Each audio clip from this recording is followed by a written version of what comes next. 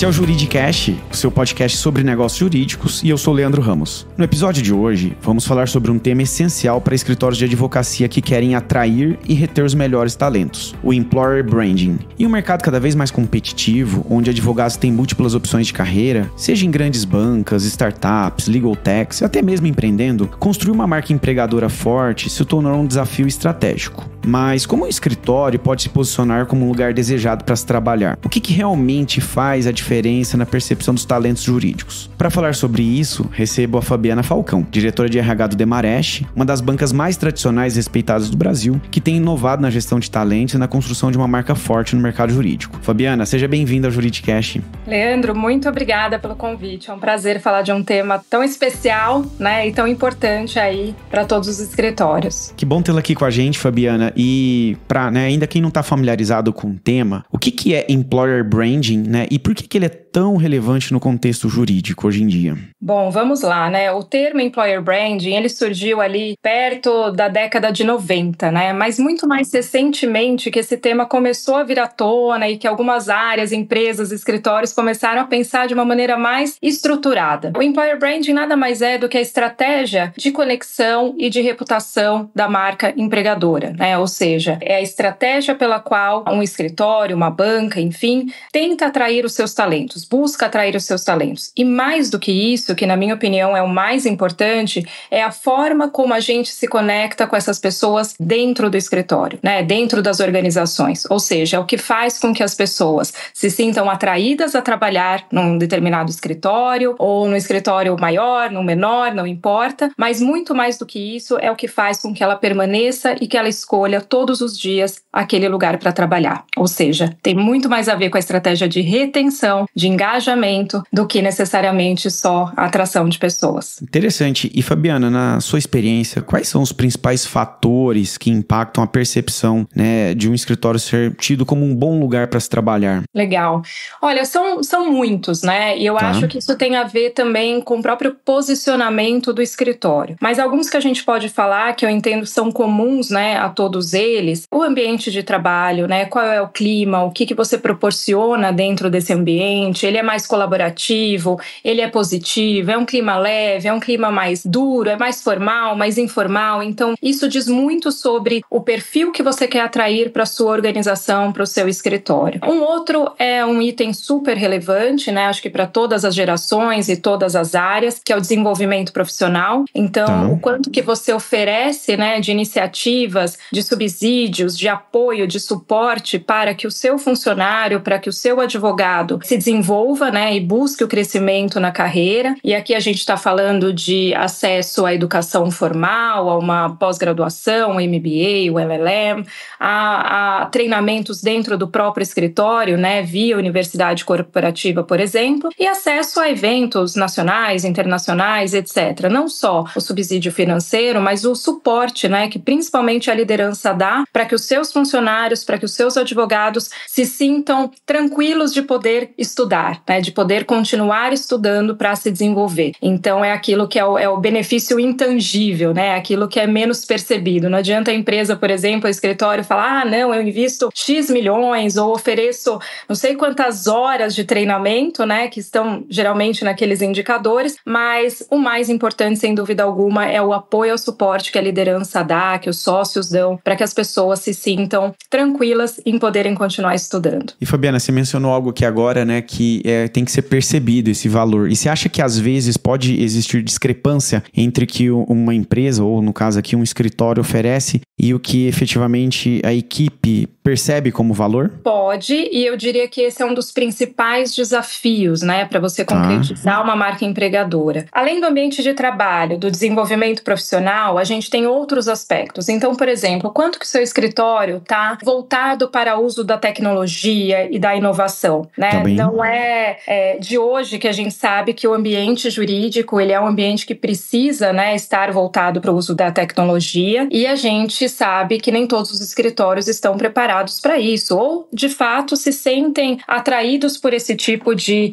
pilar. E por outro lado, temos muitas pessoas que realmente querem trabalhar, advogados, jovens, estagiários que querem trabalhar em bancas onde o pilar de inovação e de tecnologia é importante. Então, ter esse tipo de pilar atrelado e comunicar este pilar, como que isso está sendo desenvolvido dentro do escritório, também é algo super importante. Responsabilidade social, diversidade, equidade, inclusão, como que se trabalha isso dentro do escritório e como que você comunica isso para os seus potenciais, né, candidatos, para os seus potenciais advogados. Reconhecimentos, prêmios, os famosos rankings, né, que os escritórios tanto se preocupam. Como que você comunica isso para as pessoas, tanto de dentro como as pessoas que podem eventualmente se candidatar para uma posição. Então, são diversos fatores, incluiria também o papel da liderança, o como que a liderança se posiciona dentro da organização. Então, não adianta você falar para os candidatos, né, numa proposta aí de vaga, nas entrevistas e etc., que aqui é um ambiente colaborativo,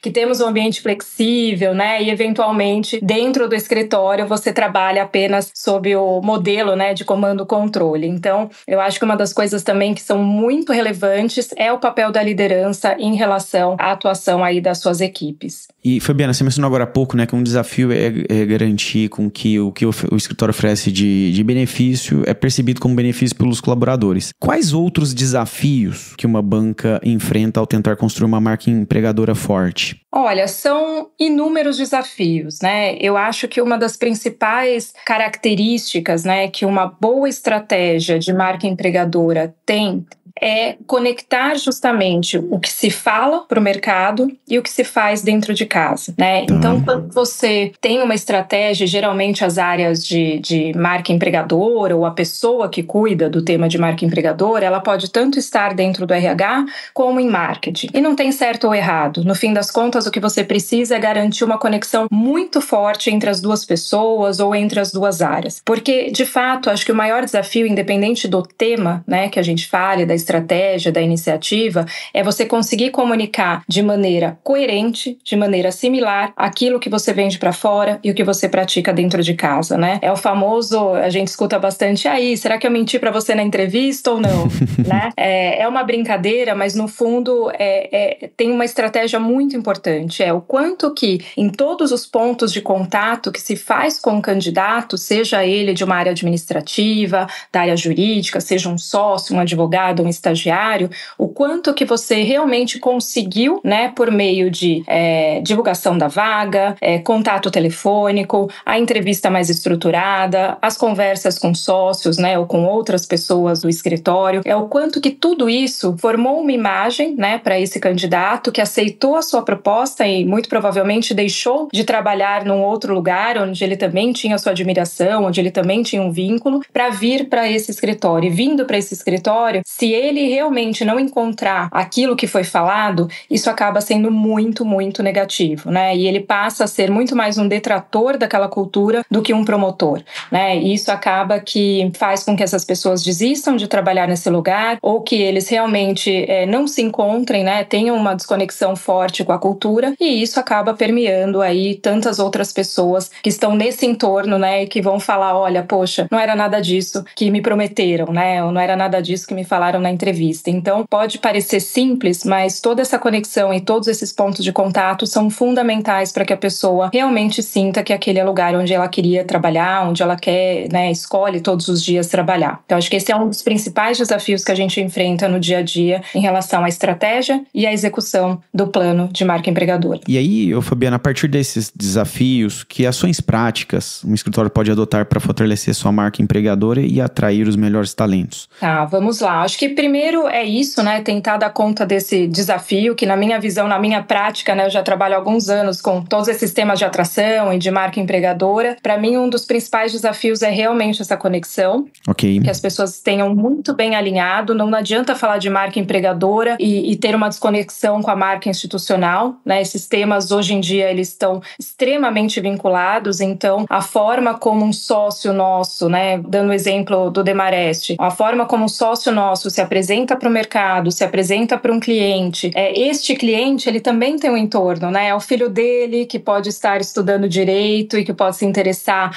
em trabalhar no escritório, é a forma como ele vai enxergar que aquele sócio trata os seus advogados, né, enquanto eles estão ali apresentando uma proposta ou entregando um projeto, né? Então toda essa conexão, toda essa forma, né, a prática da nossa cultura é que faz com que a gente possa desdobrar isso na forma como a gente apresenta, como a gente até descreve, né, uma vaga, um job description ali nas nossas redes sociais. Então essa conexão eu diria que é a mais importante. E eu acho que outros fatores que a gente deve considerar têm a ver com a essência da cultura, né? Então aí eu acho que é um trabalho mais relacionado ao RH, área de pessoas e cultura, enfim, que é o trabalho seguinte: o quanto que a sua cultura está moldando os benefícios que você entrega para a organização, né? Os benefícios. Vou dar exemplo aqui, então você tem uma cultura onde a essência é a colaboração, é a flexibilidade, é talvez uma informalidade nas relações. Se você não pratica benefícios, né, como modelo flexível, horário flexível, trabalho híbrido, ambientes mais abertos, ou seja, quanto que você molda, né, esses ambientes para que eles de fato reflitam a cultura que você quer permear. Então são assuntos talvez, né, do estratégico, né, da essência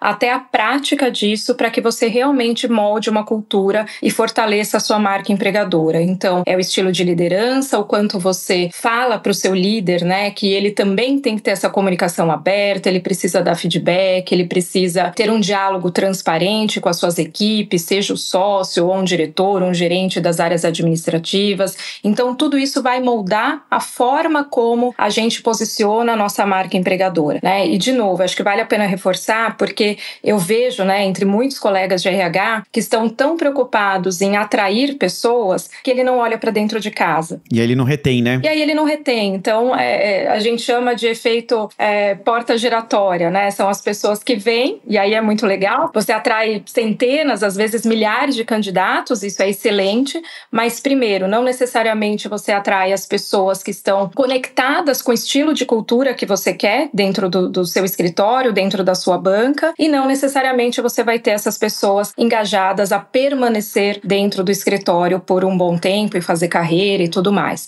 Então, eu acho que essa conexão do que se fala fora com aquilo que se pratica dentro de casa, né? Não adianta você pregar diversidade, equidade, inclusão se dentro de casa você não pratica, né? As pessoas, e independente de gerações, de áreas e de níveis, as pessoas, de fato, elas vão sentir, né? Eu posso, como RH, a minha equipe pode apresentar ali uma série de slides, entrevistar e fazer entrevistas maravilhosas, mas é no dia a dia que ela vai perceber se aquilo é uma realidade ou não é uma realidade. Então, eu acho que essa conexão e esse olhar atento que o RH precisa ter, inclusive influenciando as lideranças para que a prática ela seja executada de maneira cuidadosa e de maneira contínua, ela é fundamental para garantir a gestão da marca empregadora. E Fabiana, eu gostaria agora de expandir um pouco a nossa conversa além do mercado jurídico, justamente para a gente ter hoje um mercado de trabalho que ele é cada vez mais competitivo, né, pela disputa por bons profissionais, né? E aí a pergunta que eu tenho é: como que um escritório de advocacia, que é muitas vezes tido como um ambiente de modo geral conservador, pode diferenciar tanto na atração quanto na retenção de talentos? Eu acho que esse tema, né, da guerra de talentos, da disputa de talentos, ele é muito interessante. E no fim das contas, se você tem uma estratégia de marca empregadora que realmente tangibilize aquilo que a sua cultura, que os seus valores remetem, você não necessariamente precisa estabelecer essa guerra. Você vai realmente atrair pessoas de uma maneira mais assertiva, né? Então, particularmente, eu costumo dizer, né? Eu não preciso ter 100 mil candidatos, 50 mil candidatos interessados pela nossa marca. Eu preciso ter os candidatos certos. E eu entendo que o ambiente, né, de trabalho, o mundo corporativo, indo além além do escritório, de todos os escritórios, sejam Big Law, os pequenos escritórios, etc., eles precisam se posicionar de uma maneira mais clara. Eu acho que esse também, né, falando de desafios que são inúmeros, esse Sim. também é um desafio, né? Quando você posiciona a sua marca de uma maneira mais clara, afunilando para aquilo que realmente é o perfil que você quer atrair, que você quer dentro da sua organização, para cumprir o seu plano estratégico, ou seja, você vê que tem toda uma linha, né, um fio condutor que puxa para o planejamento estratégico, seja ele de crescimento, de desafios de você alcançar um maior número de sócios, de liderança, enfim, qual é o perfil que você precisa para garantir essa manutenção e sustentação do seu negócio. Eu entendo, então, que no mundo, seja o mundo jurídico ou em outras realidades corporativas, você precisa ter um plano claro. E tendo esse plano claro, você consegue estabelecer e direcionar melhor para onde vai esse público. E não à toa que muitas pessoas, né, conhecendo melhor aí o mundo jurídico, conheço muitos advogados e advogadas que falam, não, eu jamais quis trabalhar num escritório. E outras pessoas que amam o escritório falam, jamais gostaria de ser um gerente, um diretor jurídico, né? A gente tem, claro, pessoas que fazem transição, né, de um ambiente para o outro, mas geralmente é muito claro. Por quê? Porque essa cultura é uma cultura muito estabelecida. O que os escritórios precisam fazer é deixar claro qual é a cultura dentro do seu escritório. E nós, grandes escritórios que estamos acostumados, né, a fazer algum tipo de contratação, então pessoas que vêm de grandes, pessoas que vêm de boutiques, etc., elas deixam muito claro o que era a cultura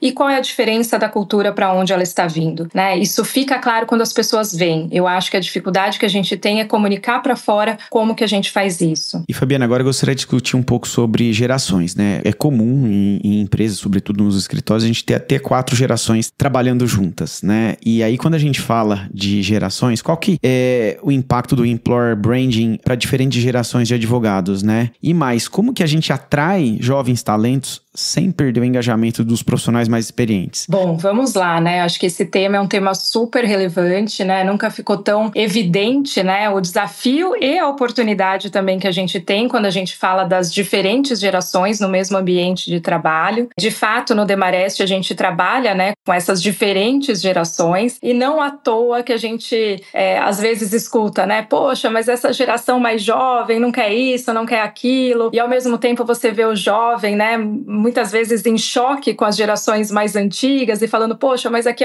esse sócio ou esse gestor, ele tem um estilo mais duro e tal, eu preciso de feedback, ele acha que eu só tenho que trabalhar. Então, é normal a gente ouvir isso, né? É comum a gente ouvir isso. Eu gosto de falar muito mais das oportunidades que a gente tem no trabalho com as gerações que são diferentes do que com o choque de geração. No fim das contas, a gente tem estilos que são muito diferentes, experiências que são muito diferentes e que, no fim das contas, elas podem, ao invés de se chocar, elas podem agregar. Não à toa que a gente tem aprendido muito com o modelo híbrido, que não deixa de ser uma necessidade que veio de uma forma muito mais forte, muito mais intensa com as gerações mais novas, né, que falam que necessitam de um trabalho mais flexível, né? São inúmeras as pesquisas onde a gente consegue identificar que para o jovem é essencial que ele tenha um trabalho flexível, que ele tenha um ambiente mais aberto, onde ele possa se posicionar sem medo. E, sem dúvida alguma, para mim, como RH, né, já trabalhando em áreas, empresas diferentes, setores diferentes, para mim esse é um dos principais ganhos que a gente tem no trabalho com essas diferentes gerações, né? É como que essas novas gerações conseguem influenciar as gerações mais antigas que nunca tiveram opção ou que trabalharam num modelo onde se tinha muito medo, né, de se posicionar. Então, de fato, somos uma geração, eu sou de uma geração onde eu questionava muito menos, onde eu reclamava muito menos, né, entre aspas, a reclamação, porque para mim qualquer trabalho era um trabalho bem-vindo. Eu trabalhei numa época onde não existia lei de estágio e eu era estagiária, né, e não se falava de estagiário por 6 horas apenas. Então, assim, quanto mais trabalho eu tivesse, quanto mais desafios eu tivesse, inclusive muito maiores e muito mais complexos do que um estagiário poderia fazer, para mim era um ganho. Hoje eu acho que eu não vejo mais assim, e isso não é ruim, isso é bom, porque a gente consegue colocar as pessoas no seu papel de trabalho. Qual que é o valor do trabalho para você? O que você consegue enxergar além do trabalho, né? Como que você consegue conectar sua vida profissional com a sua vida pessoal, né? Como que você consegue colocar uma rotina de exercícios, de outras práticas, de um hobby que você tenha dentro desse ambiente de trabalho. E aí, fazendo gancho com Employer Branding, no fim das contas, a gente precisa também se dar conta de que o trabalho mais fluido, usando, né, o bem de cada uma dessas gerações, né, o valor que cada uma dessas gerações imprime para o ambiente de trabalho é fundamental, porque essa diferença das gerações ela vai continuar. As pessoas estão trabalhando e eu acho muito bom, né, eu tenho percebido uma evolução muito grande e contra, né, o famoso etarismo. Então eu percebo cada vez mais, né, em escritórios e fora do ambiente de escritório, que as pessoas reconhecem o valor das gerações aí que têm os seus 50 a mais, digamos assim, 40 a mais, 50 a mais, então que elas trazem, né, uma consistência, uma resiliência, né, tem forças que são fundamentais para o crescimento de um negócio e ao mesmo tempo as gerações mais novas elas trazem uma energia diferente, elas trazem valores diferentes, elas trazem questionamentos diferentes que são fundamentais. Então saber trabalhar com o bem que cada uma dessas gerações entrega é fundamental para que se fale de uma marca empregadora que é capaz de trabalhar e de assumir todas essas gerações e as suas diferenças. E Fabiana, historicamente, né, os advogados eles eram formados para trabalhar ou nos escritórios ou prestar um concurso público, né? Não que isso deixou de ocorrer, mas hoje a gente tem startups como Legal e Lawtechs e até departamentos jurídicos que começam a atrair advogados de uma forma diferente. E aí a minha pergunta é, como competir com esse novo cenário, né? Como que um escritório se torna atraente frente a Legals e Lawtechs, departamentos jurídicos que se tornam cada vez mais interessantes? Legal, ótimo ponto, né? A gente comentou no começo que a forma como um escritório ou uma legal tech se posiciona em termos de tecnologia também vai dizer sobre o tipo de profissional que ele vai atrair. E, de fato, na minha visão, não tem mais como desconectar esse mundo da tecnologia, né? No Demarest, a gente tem, por exemplo, áreas específicas que olham para a tecnologia, para o futuro, para tendências, para o uso da inteligência artificial, seja dentro de casa, né, nos ambientes internos, como para clientes, né? A gente tem uma iniciativa, inclusive, que se chama o Disrupt, que justamente olha para essas parcerias com startups, etc. E, sem dúvida alguma, este olhar, ele ajuda a moldar o tipo, o perfil, né, e o skill das pessoas que vêm trabalhar no escritório. Então, na minha visão, é um caminho sem volta. A gente precisa, e é um desafio, sem dúvida alguma, não é porque somos um escritório grande que a gente não tem esses desafios, porque é uma mudança cultural, é uma mudança na forma como a gente enxerga as coisas, é uma mudança na forma como a gente entrega valor para os nossos clientes, né? Então é todo um ecossistema envolvido nesse tema e, sem dúvida alguma, o uso da tecnologia ele é fundamental para moldar esse mundo jurídico que é o mundo do futuro. No fim das contas, sim, a gente percebe, né, diversos candidatos, sejam eles que venham trabalhar nas áreas de tecnologia, né, internas, mas também as pessoas que vêm trabalhar nas áreas de tecnologia conectada com o negócio, e essas pessoas buscam uma carreira diferente, né? Então é muito interessante porque nos últimos anos é que a gente vem percebendo, poxa, será que a nossa carreira, né, tão moldada para os steps, né, do advogado júnior, o pleno, o sênior, como que as pessoas que vêm do ambiente de tecnologia e que vão estar diretamente relacionadas à área de negócios, como que elas se sentem com isso? Esse não é o modelo que elas estão acostumadas. Talvez elas estejam muito menos preocupadas em se tornarem um sócio daqui a 10, 12, 15 anos. Elas estão preocupadas em entregar um valor, entregar um projeto, um desafio, né, algo de começo, meio e fim. Então, eu acho que é muito importante para os escritórios e para todos que trabalham no ambiente jurídico repensar a forma de carreira, de processo de avaliação, de remuneração, né, de benefícios, né? Então, todo esse público, ele vem com uma característica muito diferente. Não adianta você trazer este público e tentar encaixar numa estrutura, porque não vai fazer sentido para ele. Então, acho que o primeiro ponto é como que, de fato, o negócio está conectado com essa engrenagem, né, e com esse futuro, com essa tendência, não é só o futuro, é o presente, mas também o futuro do uso da tecnologia, da inteligência artificial em prol do negócio. negócio, mas principalmente como que você atrai essas pessoas com características muito diferentes para um ambiente que não é um ambiente tradicionalmente desejado por pessoas de tecnologia e de inovação, né? Porque, de fato, o mundo jurídico, ele demorou um pouco mais de tempo para se conectar, né, com esse futuro, com essa tendência e etc. Então, é preciso que o RH, junto com as lideranças, sócios, enfim, que eles pensem, né, que a gente consiga pensar em conjunto numa nova forma de carreira e, inclusive, numa proposta de valor diferente, né? A gente fala muito em marca empregadora no EVP, que é o Employee Value Proposition. Então, qual é o valor que você entrega para este público que é diferente do valor que você entrega para um advogado que quer fazer carreira e quer se tornar sócio? E tá tudo bem, porque a gente continua com essa estratégia, mas integrar esses diferentes perfis, né, com características diferentes, com pensamentos diferentes, assim como a gente fala das diferentes gerações, é que vai dizer muito sobre como a gente vai se posicionar com sucesso em relação a essa proposta. Ou seja, é um imenso desafio, né? E aí, Fabiana, uma pergunta que muitos dos nossos ouvintes devem ter agora é, tá bom, por onde eu começo, né, se eu quiser estruturar um programa de Employer Branding no meu escritório? Eu acho que o primeiro ponto é definir de maneira bem objetiva, tá? Na minha visão, primeiro definir aonde que vai ficar essa estrutura. Ela vai ficar em marketing? Ela vai ficar em RH? É uma pessoa? É uma estrutura um pouco maior, né?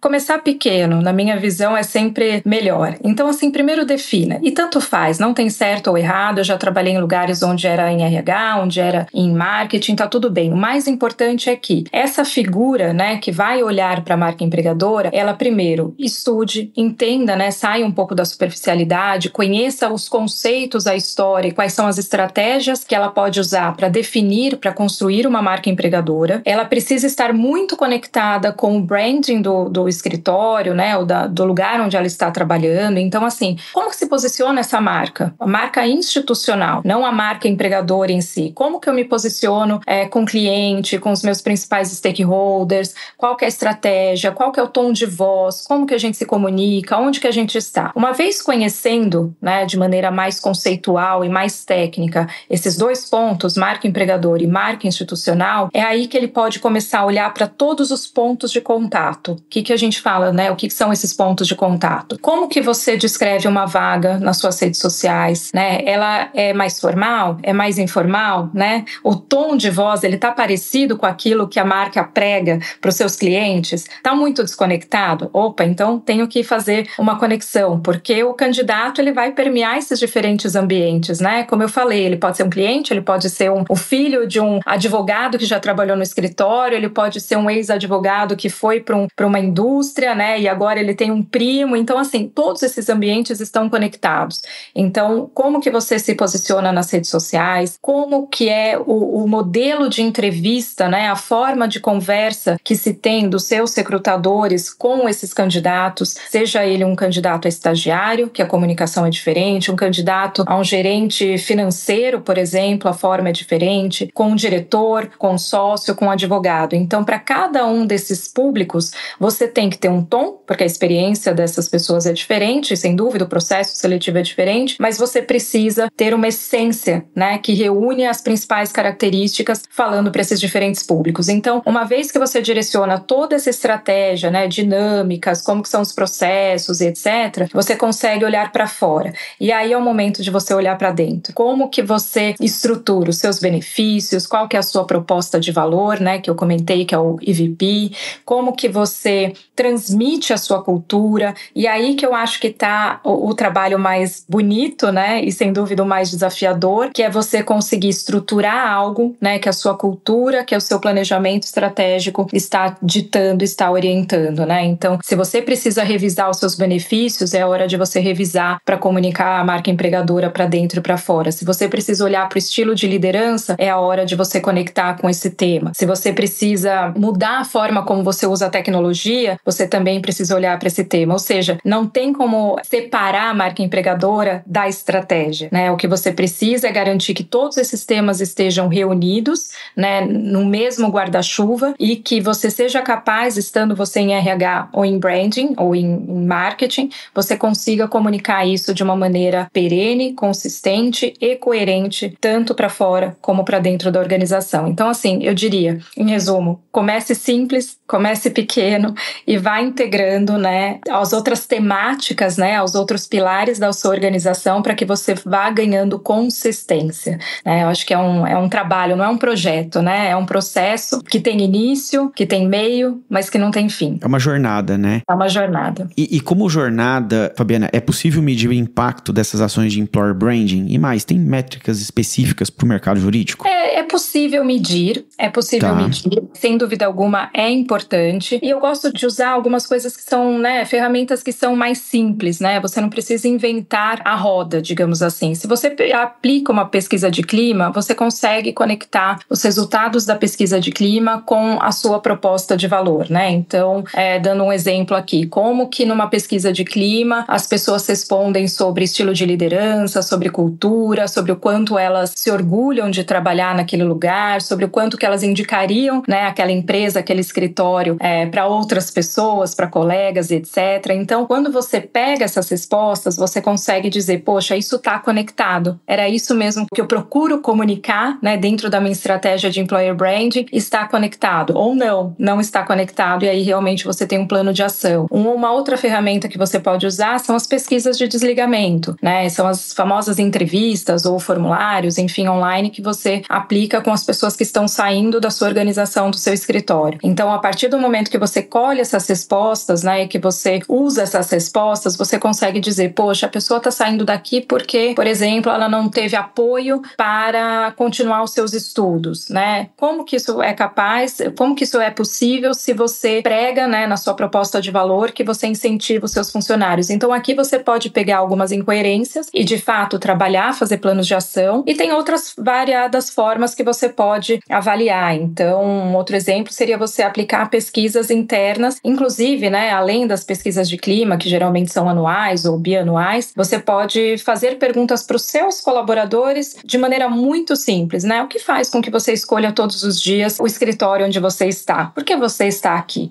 E de uma maneira muito simples e espontânea, você consegue capturar e ver se isso está coerente, se está condizente com a sua forma, com a sua marca empregadora. E se você tem consistência nessas aplicações, né, nessas avaliações, você consegue medir, né, consegue mensurar o quanto que você está evoluindo ou não, né, o quanto que você não está, de fato, evoluindo na sua estratégia. Nosso papo tá muito bom, Fabiana, mas a gente vai chegando ao final do episódio e para fecharmos, quais são as tendências você enxerga pro employer branding no mercado jurídico nos próximos anos? E o que os escritórios precisam fazer para se preparar para esse futuro? Para os escritórios que já têm, né, uma estrutura ou uma pessoa olhando para a marca empregadora, conectado com branding, né, com a marca institucional, eu acho que a evolução, a tendência disso é de fato fazer essa mensuração, esse acompanhamento da marca empregadora. Eu vejo que o tema de marca empregadora, ele ainda está, e mesmo nas outras grandes organizações, nas organizações que já olham para esse tema, ou que já tem uma estrutura um pouco mais madura, eu acho que a tendência é você olhar para indicadores, é olhar para números e, de fato, reelaborar algumas estratégias, né? Então, eu diria que não só para o mercado jurídico, mas para as outras organizações, a tendência é você conseguir mensurar, né? Não à toa que a gente fala de tecnologia, de People Analytics,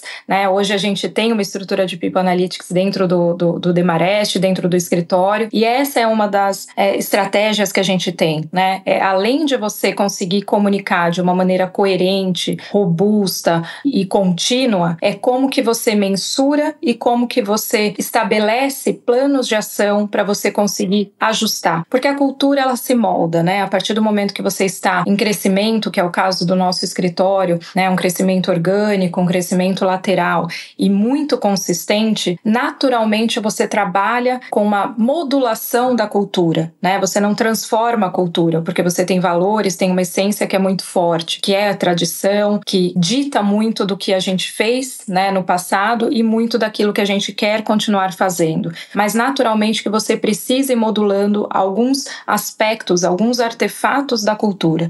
Então é por esses, né, detalhes, por esses artefatos é que a gente precisa mensurar, fazer de fato uma avaliação consistente desses pontos que são os mais importantes e estabelecer planos de ação. Então eu diria que a tendência é você olhar para a People Analytics, é você conseguir entender e ouvir o seu público para que a gente consiga seguir para o próximo passo, que é fazer essas diferentes modulações, né, que é executar essas modulações para melhorar ainda mais o plano de marca empregadora. Muito bom, Fabiana. A gente chega ao final aí desse episódio e eu agradeço muito por essa conversa rica e cheia de insights sobre employer branding no mercado jurídico. Eu que agradeço, Leandro. Um prazer. Esse tema é um tema muito especial, muito gostoso de se falar e, sem dúvida alguma, fundamental para moldar aí cultura e o futuro dos escritórios. Então, agradeço o convite. Obrigado. E você que acompanhou esse episódio, como enxerga a marca empregadora do seu escritório? O que tem sido feito para fortalecer a cultura e atrair os melhores advogados? Se esse episódio trouxe reflexões importantes para você, compartilhe com sua rede e contribua para esse debate dentro do mercado jurídico. E claro, se ainda não segue o Juridicast, aproveita para se inscrever e ficar por dentro dos próximos episódios. Nos vemos na próxima quarta-feira, sempre às 7 da manhã. Até lá!